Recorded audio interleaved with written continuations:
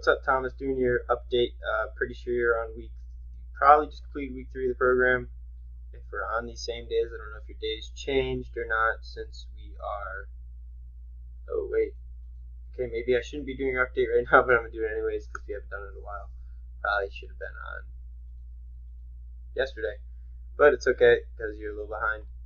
Um,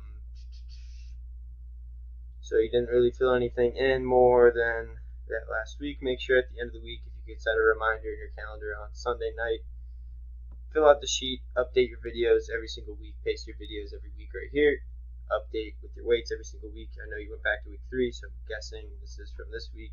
So you didn't make an edit for 12 days, so this is probably before you stopped lifting. So fill it in with the new information. I'm guessing you're on week 4 now, starting today. So try not to overshoot, and then we'll be in your deload after that. So let me know the day you're going to be done after your deload so I can be prepared to write your new training sheet and prepare you for the competition. I think that's all I got for you, man. Since there's no info, I can't look over any of your form or anything. So yeah, just let me know when you're going to complete the program and fill out that sheet for me so that when I do your check-in again, I'll be able to look over this stuff. That's all I got for you, man. Have a great week.